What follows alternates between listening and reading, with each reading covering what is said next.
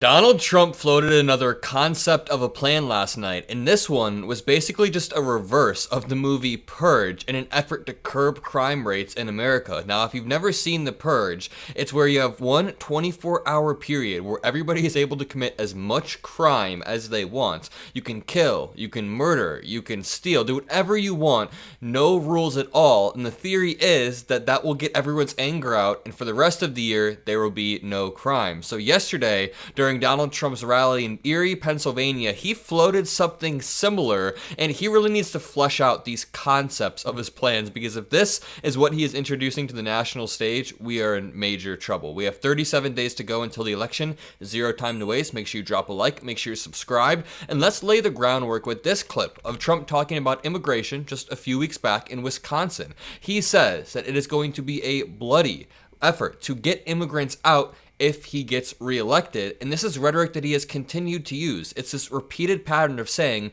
that immigrants are poisoning the blood of our country, they're bringing all of this crime, and now he is saying that's going to be a bloody battle. They are radicals headed up by a radical governor in Colorado that has no clue how to solve this influx of crime into his state. And by the way, Colorado's one state. It's much worse in other states. But in Colorado, they've taken over. I mean, in Colorado, they're so brazen, they're taking over sections of the state. They are not taking over sections of the state. That is entirely false. And also, Trump always says conflicting things about the governor of Colorado, Jared Polis. He'll say in one breath that Polis is terrified of the migrant takeover, and that's how he really feels. But then he'll say in the next breath that Polis doesn't even care. He loves the migrant invasion. He can't even keep his facts straight. He's just trying to paint Polis as incompetent, and in the process, he seems like a liar.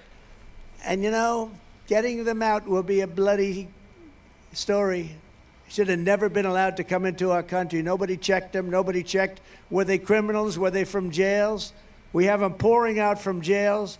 We have the worst criminals in all of these countries. 168 so far are registered, 168 countries. They're in our country, and they said, if you come back, you will be executed, you will be killed immediately. Of course, none of this is true. In fact, it's all built off of a false premise. You guys know this, but immigrants that move to the US commit crimes at lower rates than native-born citizens. I actually have an entire debate video coming out about that topic in a few hours. Look out for the video titled, Trump Voter Runs. It's going to be a good educational video. But that brings us on to yesterday, where Trump said this. Trump floats a plan to end crime, which is basically the purge. Quote, one rough hour, and I mean real rough, and the word will get out. I'll play the video in a second, but this article reads, Donald Trump on Sunday called for, quote, one really violent day to address crime in America. Speaking at a rally in Erie, Pennsylvania, the former president falsely claimed that crime has gone, quote, through the roof, and that the phenomenon was largely because of migrant crime. This is two lies in one. Honestly, the fact that he's the former president is an insane string of words, but the idea that crime has gone, quote, through the roof is wrong. Crime is down since the Trump administration. And then the idea that it's, quote, largely because of migrant crime is doubly wrong. Again, crime isn't even up in the first place. Trump then proposed a solution which sounded disturbingly similar to The Purge, the dystopian 2013 movie in which violence is legalized for a brief window as a means of addressing crime.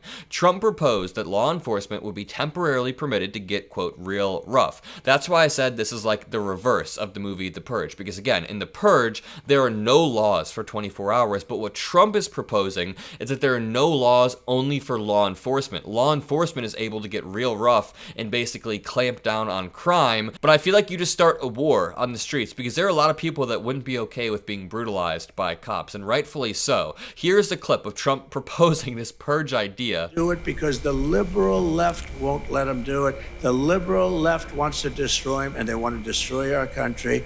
You know, if you had one day, like one real rough, nasty day with the drugstores as an example, but they have to be taught. Now, if you had one really violent day, like a guy like Mike Kelly, put him in charge, Congressman Kelly, put him in charge for one day.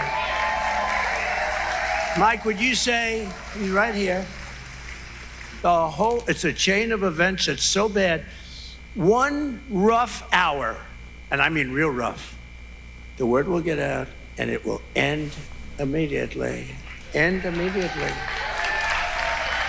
You know, it'll end immediately. Honestly, I wouldn't be surprised if Trump gets half of his, quote, policies from movies or just movie trailers or memes that he sees on Truth Social, but there are a lot of problems with giving cops the unfettered ability to commit as much violence as they want with no checks or no balances, but this feeds into a broader pattern with Donald Trump's rhetoric and behavior. We could focus on all of the problems with 1 hour of cops being able to beat people up or do whatever they want, but I think we should focus on how this fits into Trump's plan. Now, Trump has proposed many times the idea of complete immunity for cops. So Derek Chauvin, the guy who killed George Floyd, who is now in jail, would have gotten away with that. In fact, he would have gotten away with much worse under Donald Trump's plan, and this is just him laying the groundwork. Trump also wants to enact the Insurrection Act, which allows the National Guard or law enforcement to enact violence to quell protests in the streets. That is a simplified version of what it says, and Trump floated doing that during his first term. There are rumors that he would do that on day one of a second term after he fires tens of thousands of loyalists, after they stuff these institutions with people that they already have trained and ready. Here's something that a lot of people miss when we talk about Project 2025 and the Trump administration. So the Heritage Foundation has been training people. It's called the Project 2025 Academy. They are going through this academy. I've shown videos of it before, and the people training them are Caroline Leavitt, Stephen Miller, people directly associated with the Trump campaign, and they're training these people to be stuffed into the institutions that Trump wants to strip, which is what Project 2025 says. So what does it tell you when Trump already has tried to enact Schedule F executive orders from Project 2025, that they're training people to get ready for a second term, and that all of the people running the program are working with Trump? It's telling you that the Trump administration is getting ready to enact Project 2025. I want to end this off with one video of Donald Trump getting eviscerated by Morning Joe regarding his rhetoric that just tries to scare people. That was how he won in 2016, and that was because of white voters. And I think part of this race-based fear rhetoric is that on some instinctive level informed by the top lines of polling is that he thinks white people aren't scared enough in these places in the upper Midwest. And so you talk about Haitians taking over Springfield, and in a lot of these speeches he gave over the weekend, they were in those states where he's trying to scare the crap out of white voters to try to get them back because he can't believe that Kamala Harris is doing as well with them as she is. And again, saying they're going to come to your kitchen or your house and slit your throat. That's where he's gotten. Can you imagine? First of all, it's hard to project this onto any other country because of the unique place and the unique role that the United States plays in global affairs. And our unique history with immigration. I mean, a lot of our country is built off of immigration. But could you imagine us following a campaign in the UK, in France, in any major industrialized country where somebody who is tied is running around talking about the eating of dogs and cats? Exactly. And the major thing that he said there is that they are tied. It is blowing my mind that this race is a tie. We need to get out and vote and mobilize. We talk a lot on this show about how much Kamala Harris is killing it, but the reality is she only wins 59 times out of 100. That is essentially a coin flip. She has a slight edge, but let's be real, that is essentially a coin flip, especially since these predictive models aren't always right. It blows my mind that this race is a tie. Earlier, I was kind of just sitting there thinking, how the hell is VP Harris tied with Donald Trump? But there are a lot of reasons. Trump has been campaigning for nearly a decade on the national level. Harris has had 100 days.